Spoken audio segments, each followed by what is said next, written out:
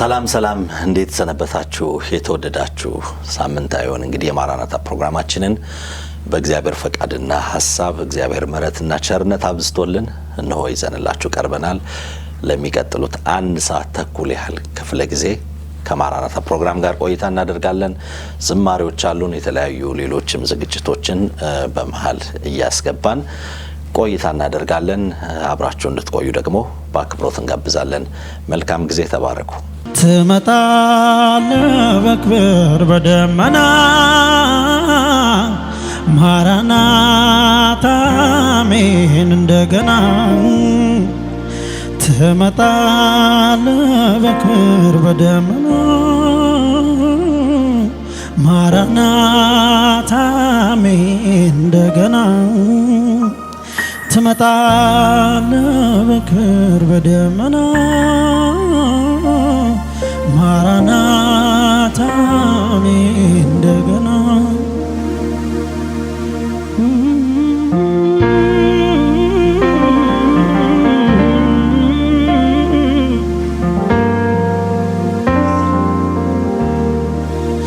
አለኝታ መመኪያ ኩራታችን መጠጊያ መከታ ለነፍሳችን ስትሄድ እንዳዩ በደመና ዳግም ትመጣለህ እንደገና አለኝታ መመኪያ ኩራታችን መጠጊያ መከታ ለነፍሳችን ስትሄድ እንዳዩ በደመና ዳግም ትመጣለህ እንደገና። እጆቻችሁን ከፍ አድርጉና እስኪ አንተን እንጠብቃለን፣ አንተን እናፍቃለን፣ አንተን እንጠብቃለን፣ አንተን እናፍቃለን፣ አንተን እንጠብቃለን፣ አንተን እናፍቃለን፣ አንተን እንጠብቃለን፣ አንተን እናፍቃለን። ትመጣለህ በክብር በደመና ማራናታ አሜን እንደገና ትመጣለህ በክብር በደመና ማራናታ አሜን እንደገና ትመጣለህ በክብር በደመና ማራናታ አሜን እንደገና ሁሉ አልፎ ስንገባ አገራችን እጥፍ ነው ድርብ ነው ደስታችን ላናየው ላይደገም የኑሮ ላንሰማ ለቅሶና እንጉርጉሮ ሁሉ አልፎ ስንገባ ሀገራችን እጥፍ ነው ድርብ ነው ደስታችን ላናየው ላይደገም የኑሮ ላንሰማ ለቅሶና እንጉርጉሮ። እጆቻችሁን ከፍ አድርጉና እስኪ አንተን እንጠብቃለን፣ አንተን እናፍቃለን፣ አንተን እንጠብቃለን፣ አንተን እናፍቃለን፣ አንተን እንጠብቃለን፣ አንተን እናፍቃለን፣ አንተን እንጠብቃለን፣ አንተን እናፍቃለን። ጌታ የሚዘገይ መስሎ ቢታያቸው በዚህ ዓለም አምላክ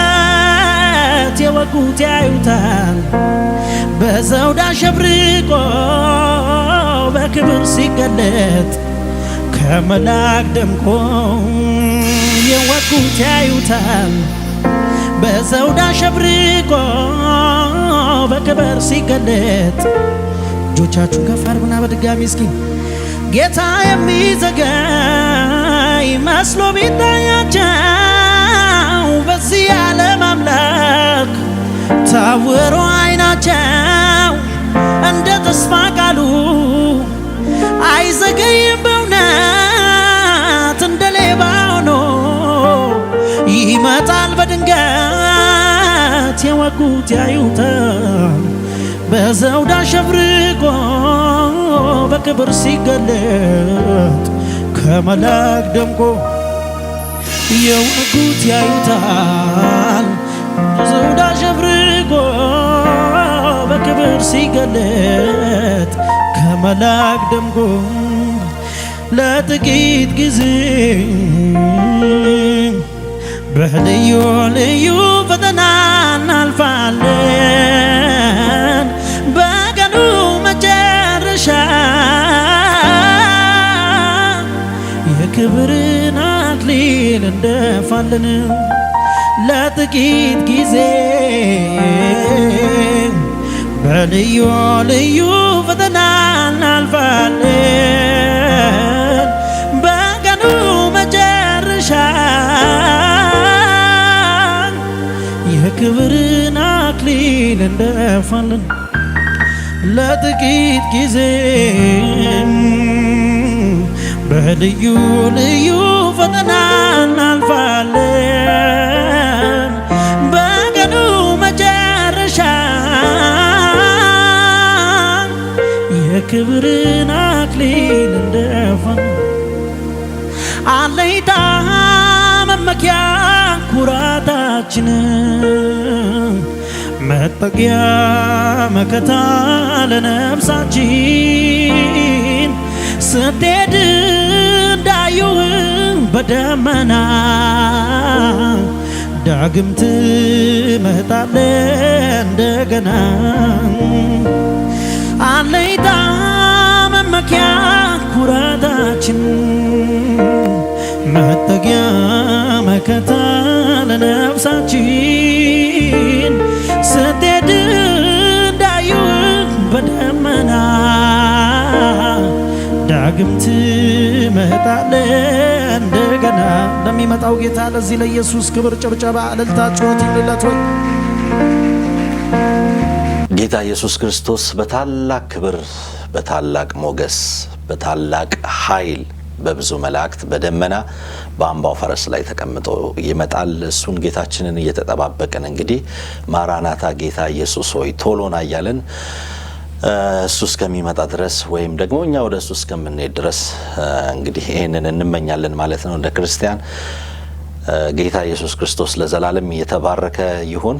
ወደ ቀዳሚው ፕሮግራማችን እናልፋለን። ግጥም ነው። ሄኖክ አሸብር ነው። ይሄ ነው ገዳይ የተሰኘ ግጥም ነው የሚያቀርብልን። በጣም ቆንጆ ግጥም ነው። እንድትሰሙት በአክብሮት ጋብዛለሁ። መልካም ጊዜ።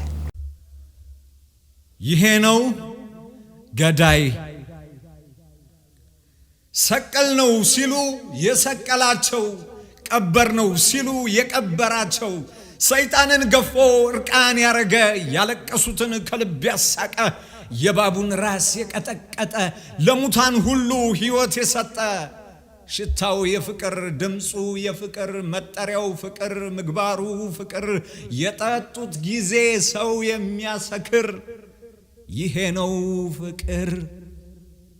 የዕድሜው ዘመን የማይቆጠር ፊቱ ሰዎች ላይ የማይቋጠር፣ በሞቱ ሞትን ወቅቱ የገደለ፣ ከዲያብሎስ አፍ እኔን ያስጣለ፣ ለሟች ለመሞት ለነፍሱ ያልሳሳ፣ ባሪያ ለማድረግ ጆሮ የማይበሳ፣ ሰይጣን ሲያዘጋጅ የመስቀልን ሞት እንደሚነሳ ተናግሮ የሚሞት፣ ያለምን ብልጠት በሞኝነቱ ሞኝነት የሚያደርግ ድል በመንሳቱ፣ ሲክዱት ጊዜ በቀል ማያስብ ሄዶ እንደገና የሚሰበስብ፣ ባለፈው እኮ ብሎ የማይጠቅስ በቸርነቱ ሰው የሚመልስ፣ ይሄ ነው ጀግና።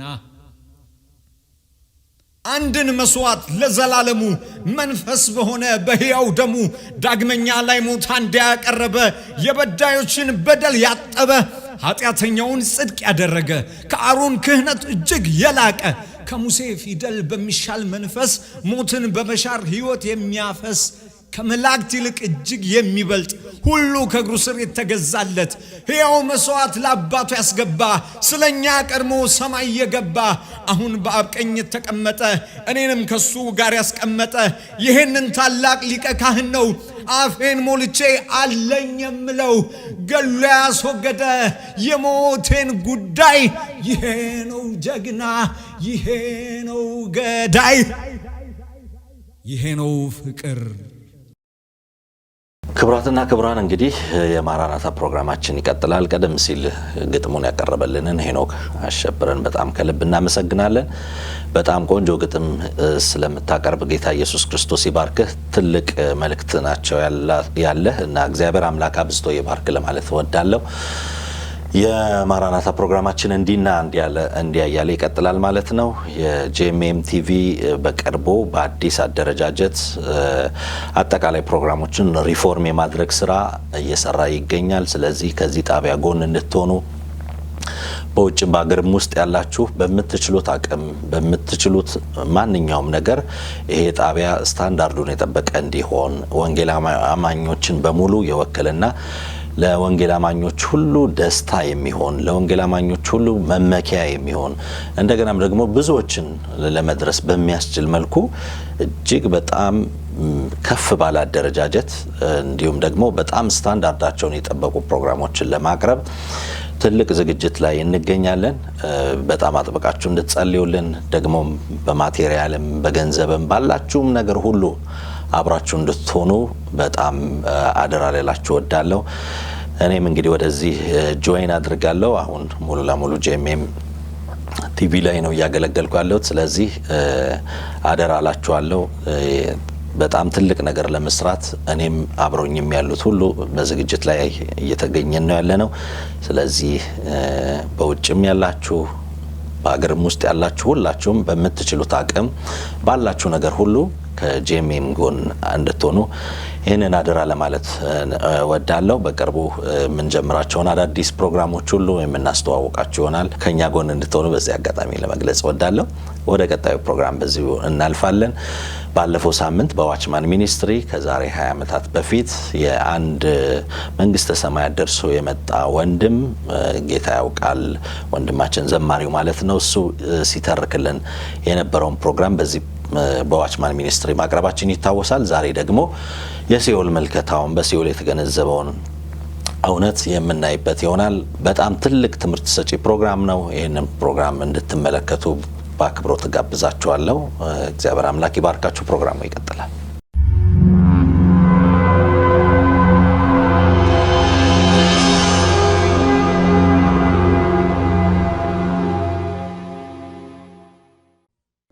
ሶስተኛው ስፍራ እነዛ በሐፍረትና በመሸማቀቅ አይነት ስሜት የሚመስሉ ሰዎች የተሰበሰቡበት ቦታ ነው። ይህ ስፍራ በጣም ሰፊና ከሁለተኛው ስፍራ ብዙ እጥፍ ትልቅ ነበር። ይህንን ስፍራ በብዙ ፍጥነት በወርቃማው ሰረገላ ላይ ሆነን ነበር ያለፍነው። እኔም አብረውኝ ለነበሩት መላእክት በጣም ደስ የሚልና አስደናቂ ሜዳ የሆነ ሰፊ ስፍራ ነው። ለምንድነው ቤቴም ማላየው አልኳቸው። እነሱም ወዲያኛው ጋር ከሩቅ ይታያል በመደዳ ያሉ ቤቶች አሉ አሉኝ።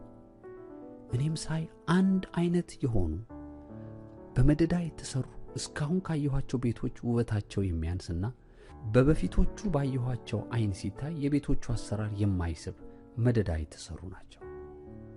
እነዚህ ቤቶች ነፍሳቸው የዳነችና በምድር በነበራቸው ሕይወት ልክ በእሳት እንደሚድን ሰው የዳኑ ተብለው በአንደኛ ቆሮንቶስ ምዕራፍ 3 ቁጥር 15 ላይ የተጻፉት ሰዎች ቤቶች ናቸው። እንደምታየው ከነፍሳቸው መዳን ሌላ በሽልማት ወደዚህ ከሚመጡ ሰዎች ነፍሶች የነዚህ ሰፈር በጣም ሰፊ ነው። እዛ ጋር ደግሞ ታላላቅ ቤቶች አንዱ በግራ አንዱ በቀኝ የሆኑ ይታዩሃል አለኝ አንደኛው። እኔም አዎ አልኩት። እሱም በስተቀኝህ የምታየው ቤት በምድር በነበሩ ጊዜ መጋቢዎች ወይም ፓስተሮች የነበሩ ሰዎች፣ በስተግራህ ደግሞ የምታየው በቤተ ክርስቲያን ውስጥ በመሪነት ወይም በሽምግልና ያገለግሉ የነበሩና በጣም በብዙ አይነት መንገድ ሲያገለግሉ የነበሩ ሰዎች ቤቶች ናቸው። ወደ ሁለቱ ቤቶች አጠገብ ስንደርስ ዓይኔን ማመን እስከሚያቅተኝ ድረስ ደነገጥኩ። ምክንያቱም ቤቶቹ እኛ ብዙ ዶሮዎችን በአንድነት የምናሳድርበት አይነት የሚመስሉ ሰፊ የዶሮ ማከማቻ መጋዘን ይመስሉ ነበር።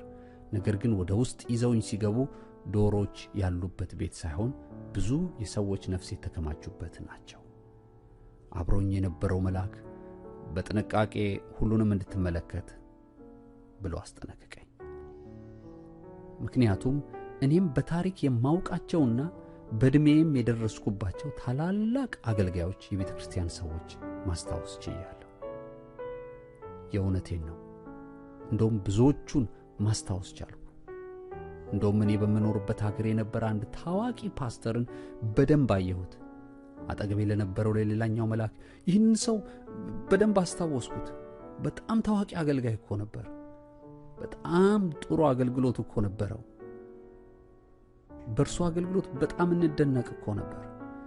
ለምን እንደዚህ ሆነ? በጣም ግራ ያጋባል ብዬ ጠየቅኩት። መልአኩ መልሶ ለሰማይ ቤት ምንም ያቀረበው ነገር የለውም። በማቴዎስ 6:20 ላይ እንደተጻፈው ለሰማይ መዝገቡ አልተጋም። ስለዚህ በእግዚአብሔር ምሕረት የተዘጋጀለት መሰብሰቢያ ውስጥ ከሌሎች ጋር በአንድነት ይኖራል አለኝ። እኔም በነገሩ በጣም ተገርሜ እንዴት እንደዛ አገልግሎ ምንም መዝገብ አላከማችም? በብዙ አገር ነበር እኮ ለአገልግሎት የሚሯሯጠው አልኩት። መልአኩም እንዲህ ብሎ መለሰልኝ። ፓስተር በነበረ ጊዜ እንደ ፓስተርነት ስሙ ተንቀሳቀሰ እንጂ ጌታውን በታማኝነት አላገለገለም። በብዙ አድናቂዎቹ የታጀበ አገልግሎት ነበረው። ታዋቂነቱን በጣም ይወደው ነበር። ይህ ነበር የአገልጋይነቱ ምክንያት። ከዚህ የተነሳ ለወንጌል ዋጋ መክፈል አይወድም ነበር አለኝ። እኔም እንደማቀው ግን ይህ ፓስተር በኮሪያ እንደ ትልቅ አባትና ምሳሌ የምናየው ታላቅ አገልጋይ እንደነበረ ነገርኩት። ነገር ግን ወደ ጌታ ከሄደ በኋላ ምንም ሽልማት ሳያገኝ እንደሱ ሽልማት ከሌላቸው ግን ከዳኑ ጋር ብቻ በአንድ ትልቅ ማከማቻ ስፍራ ሳየው ተገረምኩ። እባካችሁ እናንተ አሁን በአገልጋይነት ያላችሁ እባካችሁ ስሙኝ። የምታገለግሉት ለሽልማት መሆኑን ለምን ትረሳላችሁ? ከመድረክ አገልግሎታችሁ ውጭ ወደ ድሆች ሂዱ። በየቦታው የተቸገሩትን አገልግሉ፣ ጎብኙ። እንደ ቃሉ መበለቶችና ድሆችን አስቡ። ወላጅ የሌላቸው ልጆች እርዱ። መስዋዕትነት የሌለው አገልግሎትን እያካሄዳችሁ ያላችሁ ስሙኝ። ነፍሳችሁ ትድን ይሆናል። ግን በመንግሥተ ሰማይ ያለ ሽልማት መኖር ማለት በጣም ትልቅ የልብ ስብራት ነው። እኔ በግሌ ከዚህ የመንግሥተ ሰማይና የሲኦል ጉብኝት ስመለስ የነበረኝን ሀብትና ንብረት በሙሉ ተውኩኝ። የቅንጦት 5 መኪናዎችን ጭምር። ሕይወታችን እንደ እንፋሎት ናት። ቃሉ እንደሚለው ዕድሜያችን ቢበዛ 70 ወይም 80 ነው። ሰው በሞት የሚጠራበትን ቀንና ሰዓት የሚያውቅ እግዚአብሔር ብቻ ነው። ማናችሁም 70 ወይም 80 ዓመት ሳይሞላችሁ በሞት ልትጠሩ ትችላላችሁ። እኔ ይህንን ልምምድ ካየሁ በኋላ የነበረኝን ነገሮችና ሀብቴን በሙሉ ተውኩት፣ ለድሆችና ለሌላቸው ሰጠሁ።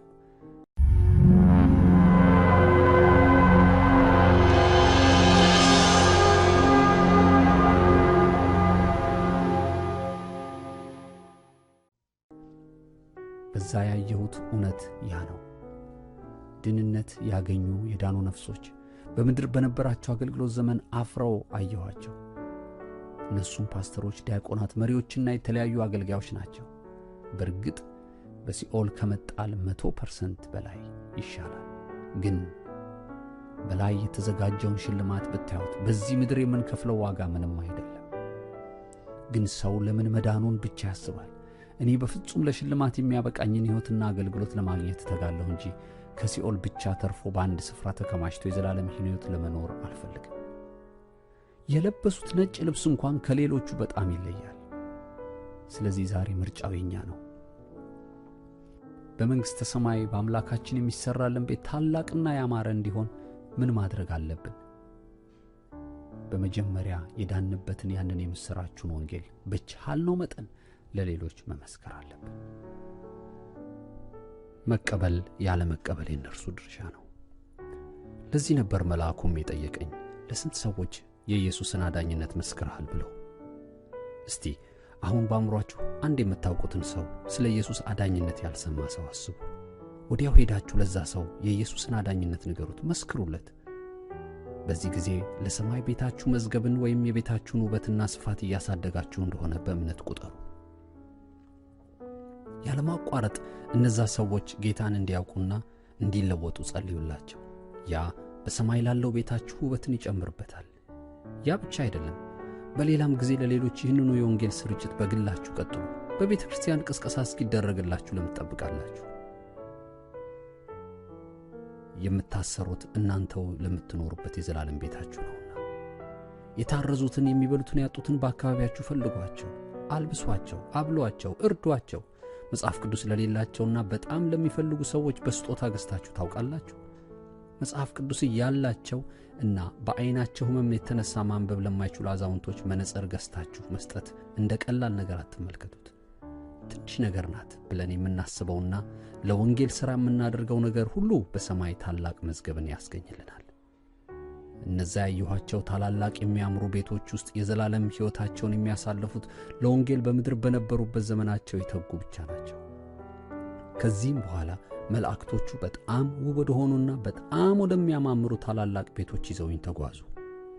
ይህ ስፍራ በምድራዊ ቃላት ልገልጸው የማልችለውና ልክ እኛ በምድር ዳውንታውን እንደምንለው አይነት የሰማይ ዋና ከተማ አይነት ይመስላሉ። ሰማይ ጠቀስ የምንላቸው አይነት ቤቶች ሁሉ ያሏቸው ቤቶችን አየሁ። መላእክቶቹም ካሳዩኝ ቤቶች ውስጥ በስም የማውቃቸውን የአንዳንድ ሰዎችን ቤት አየሁ። በጣም የተዋቡ ቤቶችን ተመለከትኩ።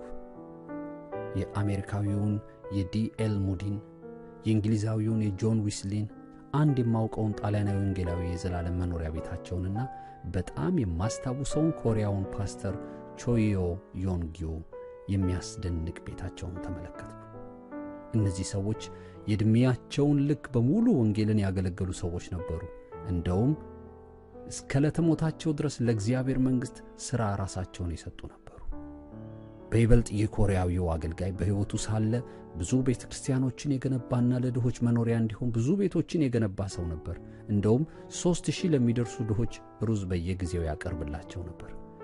ለብዙ ፓስተሮችና ወንጌላውያን የቀለብ ደሞዝ ይከፍል ነበር። ያ ብቻ ሳይሆን የመጽሐፍ ቅዱስ ትምህርት ቤት እንዲማሩ የትምህርት ቤት ክፍያን ይከፍልላቸው ነበር።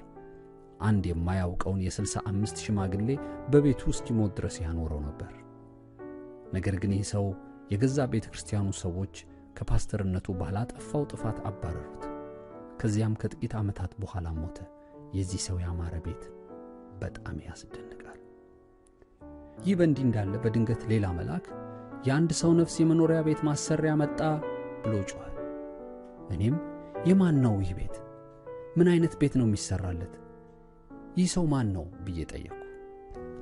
አንደኛው መልሶ እንዲህ አለኝ፣ ይህ በአንድ ትንሽ ቤተ ክርስቲያን በጸሎትና በድቁና የምታገለግል ከአንዲት ድሃ እናት ከአንድ አገር የሚመጣ የቤቷ ማሰሪያ ነው። ይህች ሴት በጣም ቶሎ ቶሎ ነው የምትልከው፣ በየጊዜው ነው ከሷ የምናገኘው አለኝ።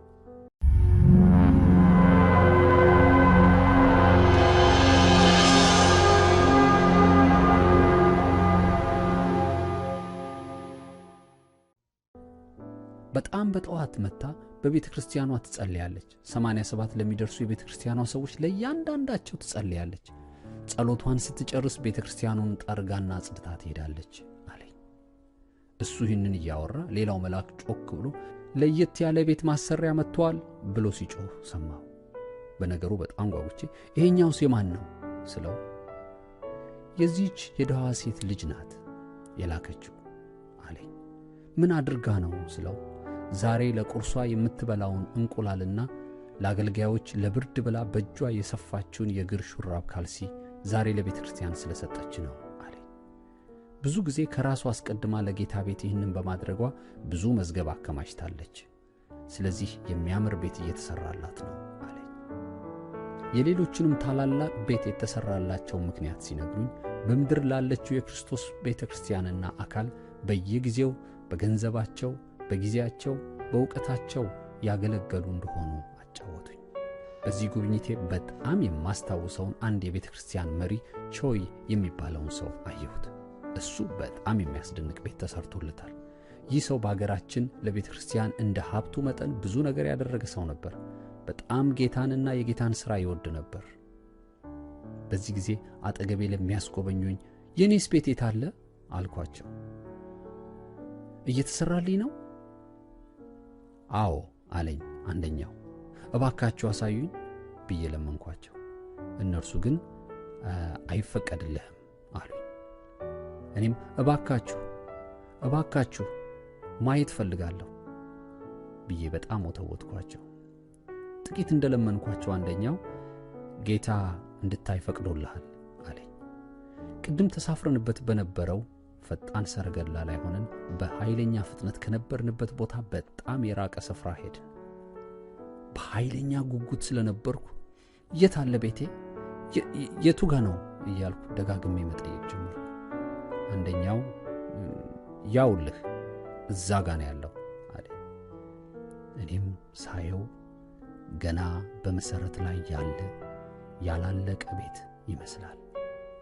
እኔም በጣም ደነገጥኩ። ለምንድን ነው ቤት ያላለቀው? ለምን ገና ባላለቁ ቤቶች መደዳ የኔ ቤት ተገኘ? ለምን አላለቀልኝም አልኳቸው። እኔ እኮ ኮሪያ ከጦርነቷና ገና ከኢኮኖሚዋስ እያገገመች እያለች ነው ትልቅ ቤተክርስቲያን የሰራሁት።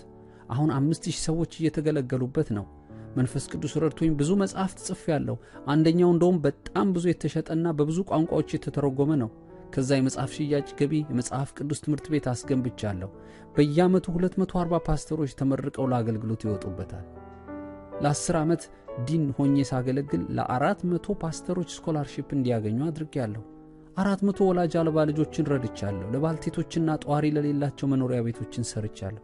ይህ ሁሉ ደግሞ በምድር ባለው ገንዘብ ሲሰላ በጣም ብዙ ሚሊዮን ዶላር ነው የፈጀው። ታዲያ ለምን የሰማዩ ቤት ያላለቀልኝም?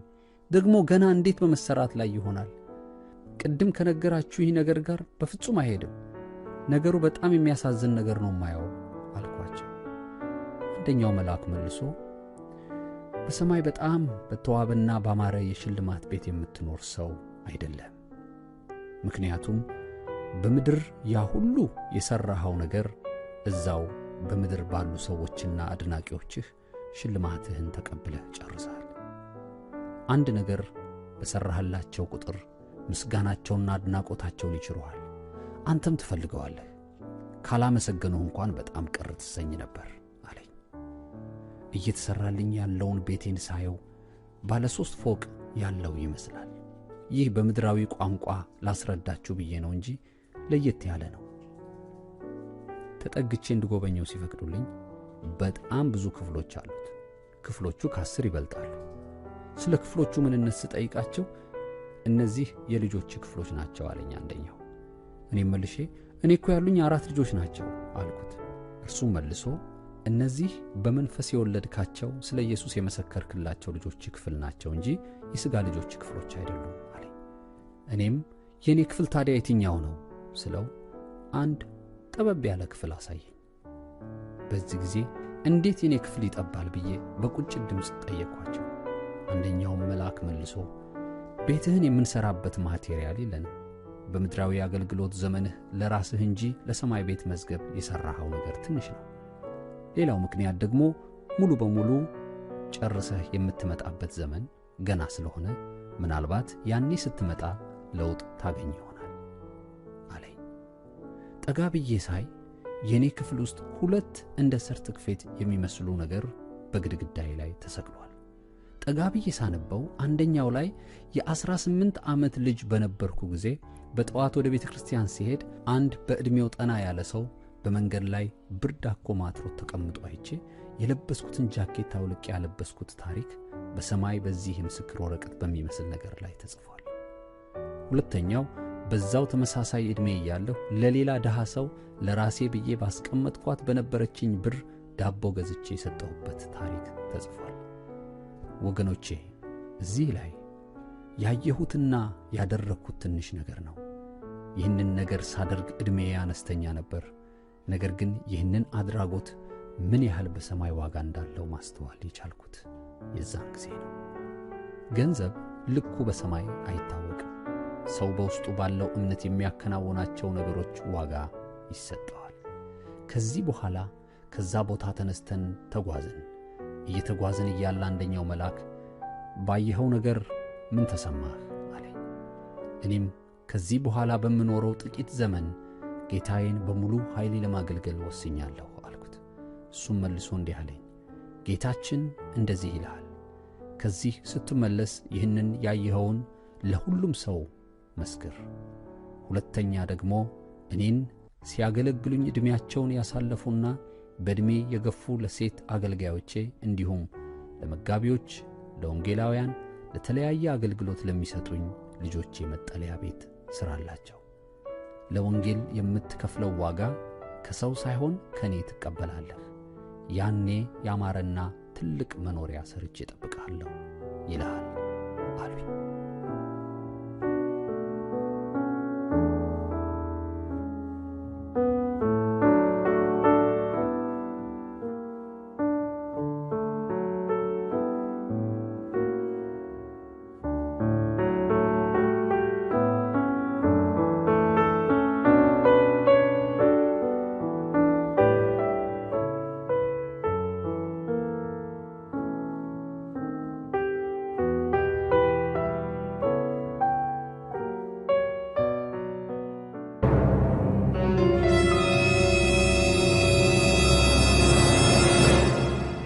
ጉዞ ወደ ሲኦል ጉብኝት።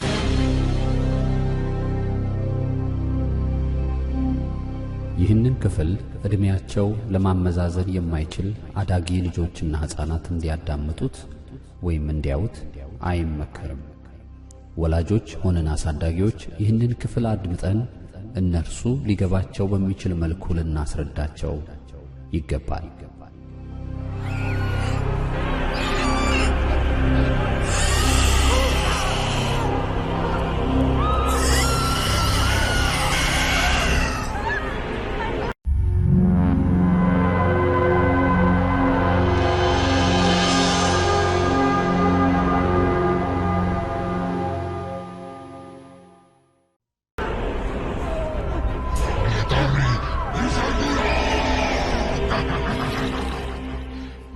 ከተመደቡልኝ 2 መላእክቶች ጋር ጉብኝቴን ወደ ሲኦል ቀጠልኩ።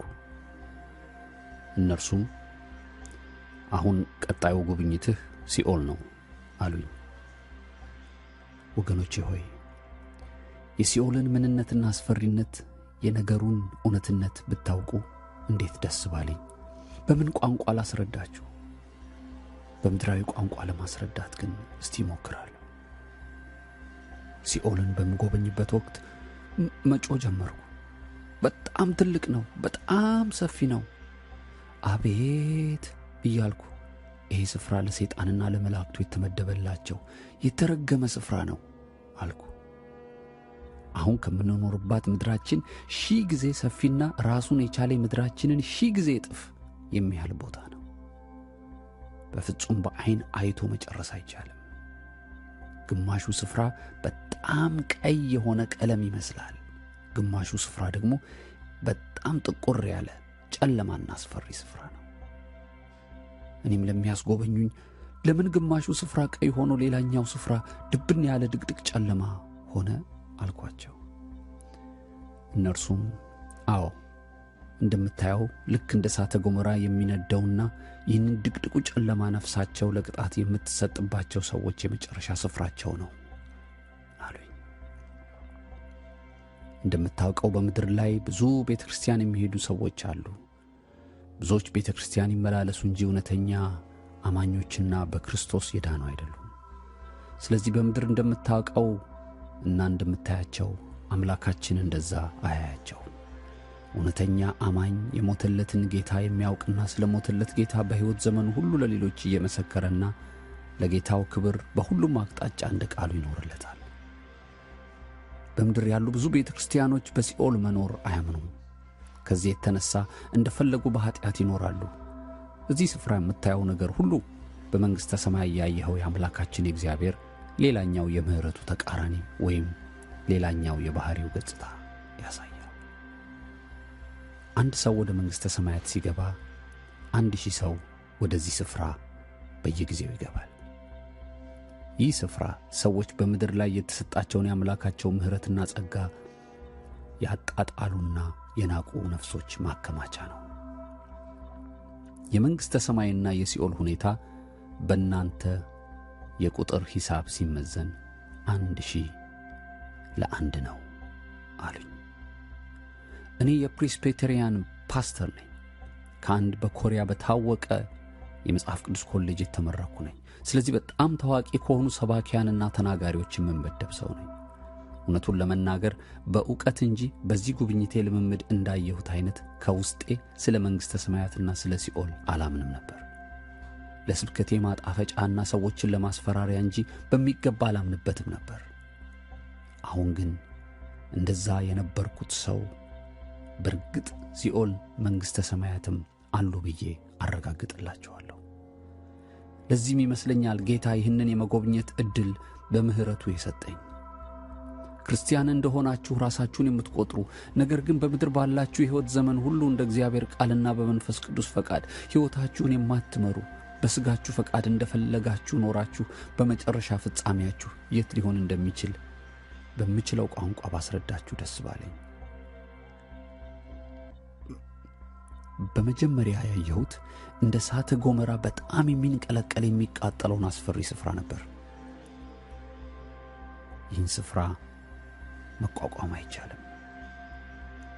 በሲኦል ያየኋቸው ሰዎች 3 ነገሮችን እያሉ በተደጋጋሚ ይጮኻሉ። አንደኛው በጣም ተቃጠል እያሉ ይጮኻሉ። ሁለተኛው ኧረ ጠማን በጥማት ልንሞት ነው ይላሉ። ሶስተኛው ሁሉም አንድ ነገር ይመኛሉ፣ ውሃ እያሉ ይጮኻሉ። ይህንን ጩኸት የሚጮኹት ሰሚና አዛኝ በሌለበት ስፍራ ሆነው ነው። እኔም ሆንኩ በዚህ ምድር ያለን ሰዎች ብዙ ጊዜ እንዲህ እንላለን፣ እንደፈለግን ለመኖር በክርስቶስ ነጻነት አለን እያለን የፈለግነውን በማድረግ የራሳችንን ፈቃድ እንፈጽማለን። ለሚያስጎበኙኝ መላእክቶች እዚህ ያሉት ምን አድርገው ነው ብዬ በጭንቀት ድምፅ ጠየቅኳቸው። እነሱም እነዚህ መጀመሪያዎቹ የምታያቸው ጌታችን በመስቀል ላይ የከፈለላቸውን ያንን ታላቅ ዋጋ ያቃለሉና ያልተቀበሉ የተሰጣቸውን ምህረት ያቃለሉ ያላመኑበት ናቸው አሉኝ። እኔም በምድር ላይ የማውቃቸውን የኢየሱስን አዳኝነት ያቃለሉትንና ለወንጌል ልባቸውን ያልሰጡትን ሰዎች ማሰብ ጀመሩ። እባካችሁ የቻልነውን ያህል ወንጌልን እንንገራቸው። በጣም አስፈሪና በቃላት ልገልጸው የማልችለው ስፍራ ነው። አስጎብኚዎቼ ቀጥለው እንዲህ አሉኝ። እነዚህ ሁለተኞቹ ደግሞ በክርስቶስ እናምናለን የሚሉ ናቸው፣ ነገር ግን በፍጹም እንዳዳናቸው ጌታ ፈቃድና ሐሳብ በሕይወት ዘመናቸው ያልኖሩ ከኃጢአታቸውና ከክፋታቸው የማይመለሱ የቃል እንጂ የተግባር ሰዎች ያልሆኑ አማኝ ነን ባዮች ናቸው። ወገኖቼ ከጥፋታችንና ከኃጢአታችን መመለስ አለብን። በአፋችን ብቻ የምንዘምርለትና ስሙን የምንጠራ ብቻ መሆን የለብንም። እንደ ቃሉና እንደ መንፈሱ ፈቃድ የምንጓዝ የተግባር ሰዎች መሆን አለብን። ማንም ጌታ ሆይ የሚለኝ ሁሉ መንግሥተ ሰማይ አይገባም የሚለው ቃል ያኔ ትዝ አለኝ። ዛሬውኑ ንስሐ መግባት ይገባናል። ምክንያቱም ወገኖቼ ሆይ በዚህ ስፍራ ውስጥ ብዙ የማውቃቸውን አገልጋዮችን እንዳስተውል ጌታ ዓይኖቼን ከፍቶልኝ ነበር። አስጎብኚዎቼ እንዲህ አልኳቸው፣ ከዚህ ውስጥ ብዙዎቹ በምድር ላይ ያሉ ምን እንደነበሩ እያወቅኩ ነው። እንደዛ አገልግለው ለምን እንደዚህ ይሆናሉ? በመጨረሻው እነዚህ እኮ ከጌታ ጋር በእርሱ መንግሥት መሆን የሚገባቸው ነበሩ። እንዴት እዚህ መሰቃያ ስፍራ ይማቅቃሉ? እስከ መቼ በቃጠሎና በውሃ ጥም ይሰቃያሉ? ለምን እዚህ ሆኑ አልኳቸው። በይበልጥ አንደኛው መልአክ ፓስተር ፓርክ፣ አንተ የምታውቃቸው ክርስቲያን ነንባዮችና በቤተ ክርስቲያን የምታያቸው ሁሉ በውጭ ማንነታቸው ብቻ ነው። አምላካችን ግን የውስጥ ማንነታቸውንና በእውነት ያገኙትን ድህንነት ያውቅባቸዋል። እርሱ ውስጣቸውን በደንብ ስለሚያውቅ በዚህ ግራ አይግባህ። ብዙዎች ለተለያየ ጥቅም ብለው ነው ጌታቸውን ሲከተሉት የነበሩት። ብዙዎች አገልጋዮች በቤተ ክርስቲያን የእሁድ አምልኮን የሚወዱት ከሕዝቡ ገንዘብ የሚሰበስቡበትን ቀን ሌላ ቀን ስለሌላቸው ነው። ሊገለገሉ የሚመጡትም የሰባኪያኑን ስብከቱን ሲተቹና ሲያንጓጥጡ ውለው ይሄዳሉ። መጸለይ አይወዱም። የአስራት ሌቦች ብቻ ናቸው። እንኳን ያዳናቸውን ጌታ እንዲኖሩለት እንዳዘዛቸው ቀርቶ ስለ እርሱ አዳኝነት ለሌሎች አይመሰክሩም። ብዙ አገልጋዮች ከቤተ ክርስቲያናቸው መሪ ጋር ከመጣላትና እርስ በርስ ከመበላላት ውጭ ሌላ ሥራ የላቸው። የሞታቸው ጊዜ ሲደርስ ጌታቸውን ብዙ እንዳገለገሉ ራሳቸውን ይቆጥራሉ። ሲሳሳቱት ለነበረው ተግባራቸው በስተመጨረሻ እንኳን ንስሐ አይገቡም። የጌታቸውን ምህረት በጣም ያቃለሉ ናቸው። ለዚህ ነው በዚህ ስፍራ ቅጣታቸውን የሚቀበሉት። ይህንን ያናገሩኝ እያለ በኮሪያ ታሪክ ክርስቲያኖችን በጣም ሲያሰቃይ የነበረ በጣም አስጨናቂው ኮሪያዊው የቀድሞ ፕሪንስና ንጉስ የነበረውን አየሁት። ይህ የቀድሞ የኮሪያ ንጉስ ብዙ ክርስቲያን ሆነው ያገኛቸውን ሰዎች አንገታቸውን ተቆርጦ እንዲሞት ፈርዶባቸዋል። ሌሎቹንም በመድር ላይ በብዙ ጭካኔያቸው ታዋቂ የነበሩና በይበልጥ የክርስቶስን ቤተክርስቲያን ያሳደዱ የነበሩትን ሰዎች በዚህ ስፍራ ሲሰቃዩ መለየት ቻልኩ። ከዛም በጣም ድቅድቅ ጨለማና የሚያስፈራ ሌላኛውን ስፍራ ወሰዱኝ። በፍጹም ድቅድቅ ከመሆኑ የተነሳ እንዴት ነገሮችን መለከት እንደነበር አላውቅም፣ ግን በጣም አስፈሪ ጨለማ በህይወቴ እንደዛ አይቻል አላውቅም። እኔም ላስጎብኚዎቼ አረኔ ምንም ማየት አልችልም፣ እንዴት ነው ይህን ስፍራ መጎብኘት የምችለው? አይታየኝም ብዬ ጮኩ። አንደኛው መልአክ ትከሻዬን መታ አደረገኝና ትንሽ ታገስ አለኝ። ትንሽ ቆይት ብሎ አይኔ በደንብ ማየት ቻለ። በጣም ብዙ ርቃናቸውን ያሉ ስፍር ቁጥር የሌላቸው ሰዎችን ተመለከቱ። ሁሉም ገላ ውስጥ በሚገባ የሚታይ የተለያዩ ተንቀሳቃሽ ትሎች በሰውነቶቻቸው ቆዳ ውስጥ ይርመሰመሳሉ። ከአናታቸው እስከ እግራቸው ጥፍራቸው ባለው ሰውነታቸው ውስጥ የሚርመሰመሱ ትላትሎችና በጣም አስፈሪ ተንቀሳቃሽ ነገሮች ያሳክኳቸዋል፣ ያቃጥሏቸዋል፣ ይበሏቸዋል። ስለዚህ በጣም ይሰቃያሉ። የሚበላቸውን ቦታ ሊያኩትና ሊያሹት ይፈልጋሉ። ግን የቱን አከው የቱን እንደሚተውት የቱ ጋር ይዘው የቱን እንደሚለቁት ስለሚያቅታቸው ጥርሳቸውን ንክስ አድርገው ይጮሃሉ።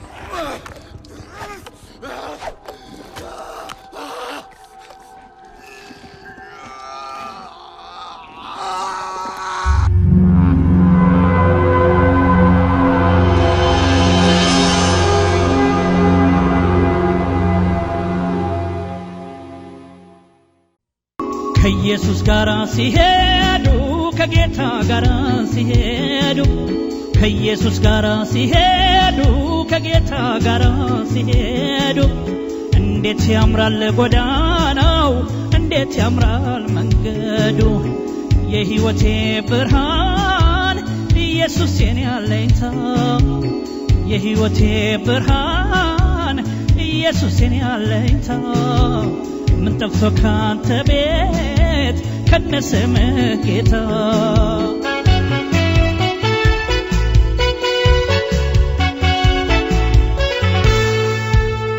የጌታ ትከሻው አልቆረቆረንም ተሸክሞን ሲሄድ አልጎረበጠንም ከእርሱ ጋር ኖረን ምንም አላጣንም ከኃጢአት በስተቀር የቀረብን የለም ሁሉ በሁሉ ነው አተን አለመንም ዓለምን ዞብለን ሙይልናል ከጽዮን በረከት ከመቅደስ ወረደት ነፍሴ ተቀበላ በጌታ ደስ አላት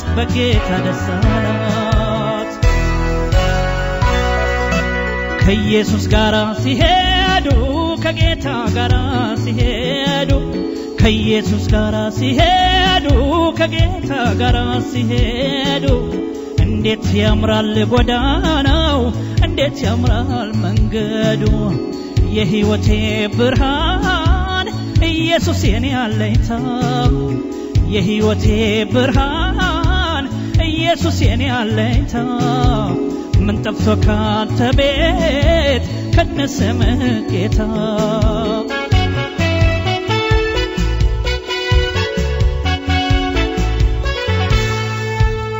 ሐሳብ ከኔ ርቆ መተከዜ ቀርቷል በኢየሱስ አምኜ በረከቴ በስቷል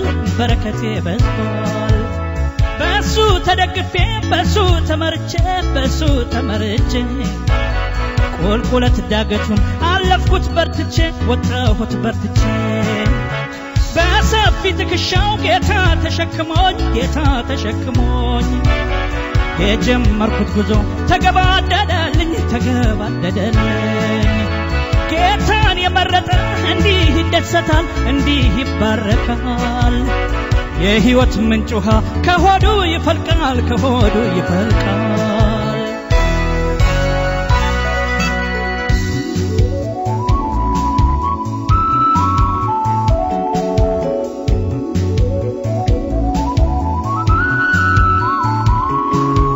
ከኢየሱስ ጋር ሲሄዱ ከጌታ ጋር ሲሄዱ ከኢየሱስ ጋር ሲሄዱ ከጌታ ጋር ሲሄዱ እንዴት ያምራል ጎዳናው እንዴት ያምራል መንገዱ የሕይወቴ ብርሃን ኢየሱስ የኔ አለኝታ የሕይወቴ ብርሃን ኢየሱስ የኔ አለኝታ ምን ጠፍቶ ካንተ ቤት ከነስምህ ጌታ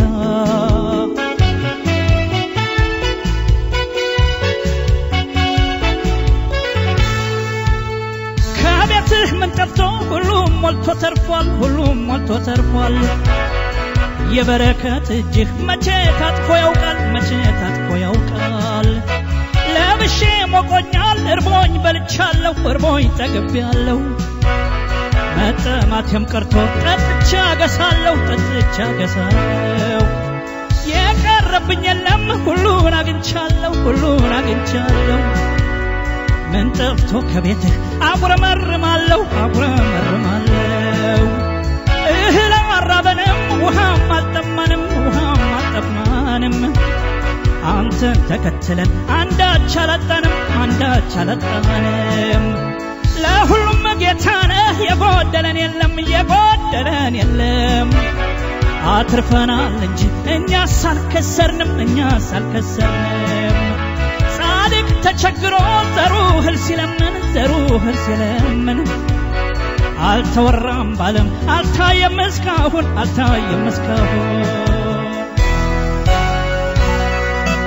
ከኢየሱስ ጋር ሲሄዱ ከጌታ ጋር ሲሄዱ ከኢየሱስ ጋር ሲሄዱ ከጌታ ጋር ሲሄዱ እንዴት ያምራል ጎዳናው እንዴት ያምራል መንገዱ የሕይወቴ ብርሃን ኢየሱስ የኔ አለኝታ የሕይወቴ ብርሃን ኢየሱስ የኔ አለኝታ ምን ጠፍቶ ካንተ ቤት ከነስምህ ጌታ እንግዲህ የፈረንጆቹን አመት ከያዝን እንግዲህ አሁን 3ኛ ወራችን ይመስለኛል በእነዚህ 3 ወራት በዓለማችን ላይ የተለያዩ ክስተቶች ተከስተዋል የተለያዩ ዲዛስተርስ ማለት ነው ይሄ ደግሞ እንግዲህ ከመጨረሻው ዘመን ጋር ተያያዥነት ያላቸውና እውነታዎችን የሚያመላክተን ነው ስለዚህ እነዚህን ተመልክተን ጊዜው ምን ያህል እንደቀረበ ጊዜው ምን ያህል እንደደረሰ ምን ያህል የበለጠ መዘጋጀት እንዳለብን የሚያሳይ ነውና በዓለማችን ዙሪያ ላይ ምን እየሆነ ነው ያለው ምንስ እንማርበታለን ጌታስ ሊመጣ በደጅ እንደሆነ ምን ያህል ተገንዝበናል የሚለውን ያስቃየናል አጠር ያለች ፊልም ናት እሷን ተመልክተን ተመልሰን እንገናኛለን